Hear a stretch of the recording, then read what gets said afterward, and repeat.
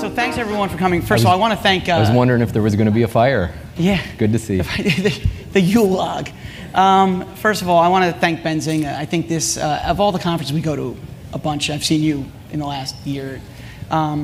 This is a power-packed day and a half. There's really nothing wasted. There's no fat or anything, right? Don't you think? It's a great conference. Yeah, so thank you, Benzinga, first of all, for hosting and for doing a great job of bringing people in the industry together. So give them a round of applause, please. So I'm going to get right into it. We don't have a ton of time. We have a chance to talk all the time, and I want this to be as natural as we were talking so people can see what executives talk in the space. So the first thing I want to start is capital markets. Everyone's thinking you're now public. We've had a chance to watch, one example would be Tilray, a stock get, what I think they would even say got ahead of itself a little bit. So how does Cresco think of its stock first, or it's a currency, but it's also a reflection, a democratic vote on what your value is at any one moment. Sure. So first, how do you think of your equity, and how do you internally, what is the philosophy to make sure that you're executing on your business, not necessarily paying attention to the stock at times, because that can be a distraction to what is already an overwhelmingly busy, every day is so busy with all the information flow and opportunities. Yeah. So. Good questions. You know, it's something that we had to learn, me and my partners, and Joe's in the audience in particular. We you know, the first couple of days when you take a company public, you know, I don't know how many times we check the ticker, but right. 75 is probably not an overstatement. Refresh. Yeah. So, yeah. But you know, luckily for us, we've had good guidance. We have a fundamentally sound, super smart, and very experienced board of independents, and guys that have been part of publicly traded companies before at executive levels, guys that have taken companies public on their own, and you know, every one of them, their advice was don't even look right. At the stock price. You just keep executing on plan. So you disregarded their advice 75 times the first day. You know, so it's an interesting question of you know, how do you think about your stock and your equity value? Part of the answer is I try not to think about it, while at the same time just being responsible. You know, we went public for a couple of reasons. One of them was to, as Hadley had mentioned, more affordable access to capital. The capital expense is your largest expense in the space. So, but then it was also to make sure that we were going down this path that we wanted to go down, which is the normalization and professionalization of cannabis. And cannabis deserves to be an industry that has access to the capital markets, and we pride ourselves on being good stewards of what that means. So it's being responsible, knowing that you're accountable to your shareholders, and that there's somewhat of a higher power now that that governs sort of the way that you think about the way that you move forward. So that's a great segue into governance, which is, if you remember the first time we met, governance came up. Yeah. In a funny way, which yes. we will save that for the 3 deep questions. But yes. You know, I think it's important as an investor who does a lot of ancillary, and as yourself, you're looking at acquisitions, to look at governance, think about governance, independent board. So two separate tracks, which I'll ask them together because I know you have a good memory. So the first thing is we've noticed a rapidly sophisticating investor pool expects a different form of governance than existed when you won your first Illinois license, which was, it probably feels like 15 years ago, but it's something like 3 or 4. Yeah. So there's a rapidly sophisticating investor base. They expect things. Now, you guys may be proactive on it. So that's one question is, how have you been proactive, and how have you, as your company's evolved from state, 2 states, 3 states, 4 states, to keep the governance? Because, you know, governance is something, if you're doing it proactively, it grows with the company, which can be a challenge. And then the second thing is, I think it would be great if, you know, to bring some humor to it, what is one experience you had on, maybe it was an acquisition or something where the governance, I always ask people, when it's like, wow, this is a different industry. You know, is there something you saw where you're like, where you and Joe have a moment where you, there's more than one. Excuse my French, but I've seen some shit. Yeah. Right? It's an interesting space. So I'll attack those in 2 separate. So governance, right? The concept of governance, I think to your point, and even going back a little bit to your first question, governance is a big word. It is not just making sure that you have independent board members and that you take meeting minutes and that you approve the minutes and that you ask for a vote. Yeah, it is. It's a culture. It's a philosophy, and it does go back to the first question of is hyper growth, too much growth, not enough growth, et cetera. Governance comes into the way that you have to think about how you operate your business as a whole, and sort of that going back to this being stewards of good capital and being responsible to shareholders. That's how we evaluate whether or not we go into. Every business decision has a governance component to it.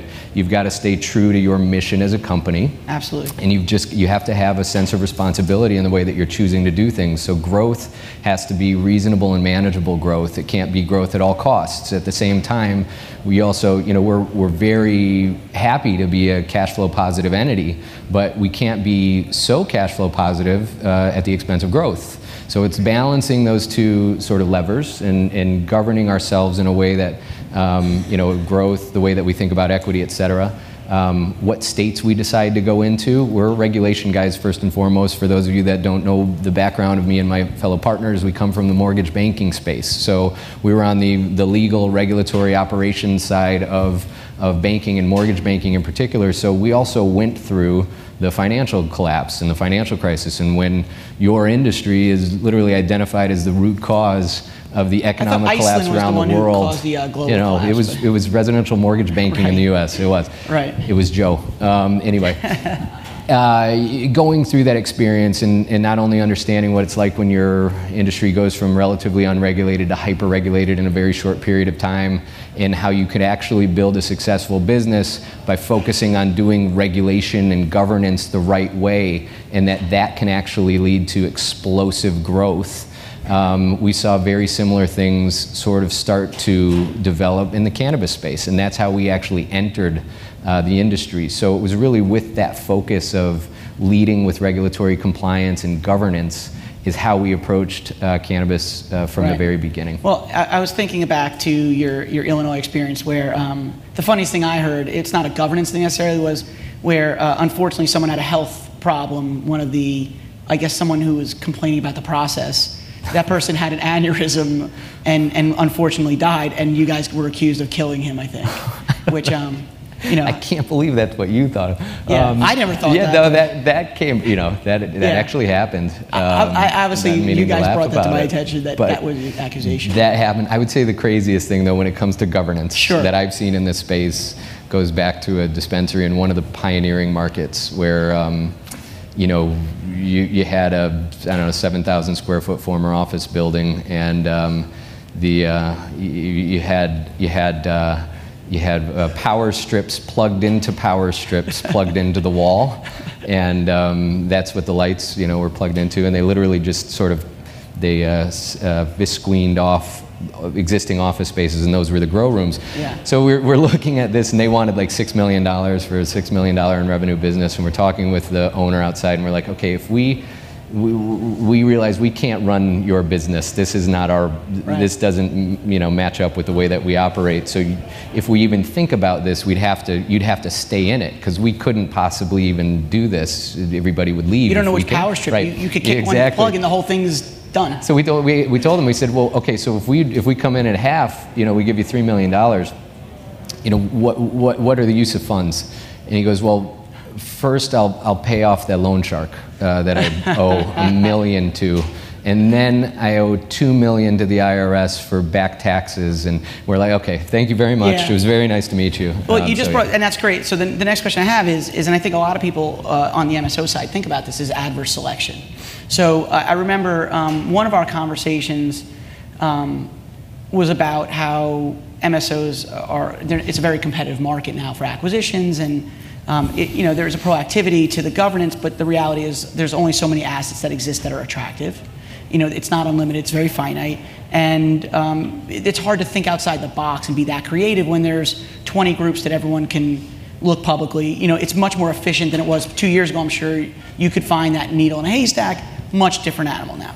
So how do you guys think of, do you go into conversation thinking, look, for the most part, people, if they've approached you, or do you tailor your approach to the specific asset, the specific how someone came to you, whether it was, because those are the kind of things you're dealing with on a daily basis. So I think people would want to know how much friction there is to finding good assets, because the spray and pray, I think as stocks diverge, people are looking at the relative value, and there's a couple companies that are getting a reputation of just throwing money at everything and see it if it sticks, and the wall's getting a little less sticky. And I know you guys do not have that reputation. So how do you tailor your approach? Again, is it proactive philosophical principles, or is it, give us a sense of how you guys go through that? Yeah, it's pretty dynamic. There's not an easy answer to that question, right? Because we take a very holistic view of what's right for us and what isn't right for us. And I think anybody that's familiar with Cresco Labs knows that we pride ourselves on execution. For us, it's this management, right, of the land grab that currently exists in the space, while also executing when you get into that market and really having a material impact on the market that you're in. We love the fact that we have 100% market penetration in states like Illinois, Pennsylvania, and as of today, Ohio, where our products are on the shelves of everybody else's stores. Not just the only ones that we own, but everybody else's stores. And then we like the fact that we have the highest market share in Illinois and Pennsylvania, and hopefully that'll ring true again in Ohio and the other new markets that we're moving into. So for us, it just isn't about expanding to expand. We want to have significant impacts on the programs that we're a part of. Right, but those are de novo licenses. So to be fair, I think I'm asking a little bit. De novo licenses is a much more binary. When you're talking about going into M&A, this is our thought process that leads us into evaluating M&A. And so, and especially now that we're publicly traded too, we kind of boil it down to 5 material levers right now that we're using to evaluate M&A. Right. There's the cash cost, there's the potential equity cost, there's the bandwidth expense, there's time, usually, right? And then there's risk. Right. And so, we weigh those against each other depending on the market. Is it an important market for us to be in? And then what's the cost from a cash expense side? What's the cost from an equity side? Bandwidth and time, and then a risk. Usually in M&A, there's less risk associated with it than de novo. Right. But for us right now, we're prioritizing the better operators that we would look at, not just buying pieces of paper. Pieces of paper are giant projects for us to handle, and we're already involved in a lot of expansion, where we're already doing construction in multiple states, and we're staffing and doing all those things.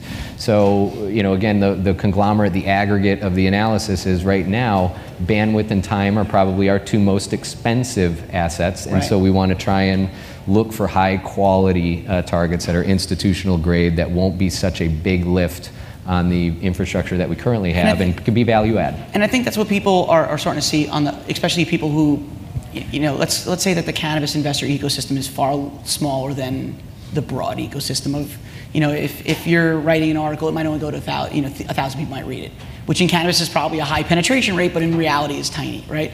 So I think you're starting to see this differentiation of actual companies where people can say, okay, Cresco is different than GTI is different. Even if you're in individual states, probably because of like you said, the articulation of what our philosophy is. So that kind of leads to a natural question about the institutional flow. Like, we can sit here and we've both been in the space fairly long compared to some other people. If you're in California, West Coast, we're probably newer entrants. But after 3 or 4 years, you start to get a sense of what the space looks like, the contours of it. And so $100 million of revenue is considered a fairly large company now, but in the real world and it's not even fair to say the real world, in the consumer package world, that's a fraction of things. So how do you see or think about the total addressable market segmentation? So rec, adult use versus consumer, that is a regulatory designation. That's not a real consumer designation. The consumers, they use. Agreed. They consume. They don't think about, obviously patients, if you're an oncology patient, your appetite, you're consuming for medical reasons, but they don't think of it as like it's medical marijuana. It's a plant. They're consuming it in some form for something. So how do you guys think of the future, the coming segmentation, whether it's consumer packaged goods, medical, pharma? And I know pharma and healthcare is coming when the research comes, so that's a legalization issue. But it's good to know your philosophy behind, because you guys are big on brands. Yeah. That's, and we think of 2019 as the year of the consumer. Once enough consumer data comes out, guess what comes next? Yep. brand segmentation. So how do you guys think of the addressable market segmentation, not from a numbers perspective, but philosophically as you attack that market? Yeah, I'll go back to when me and Joe first looked at this in 2013. There were three things that were really pretty obvious to us looking at cannabis with fresh eyes.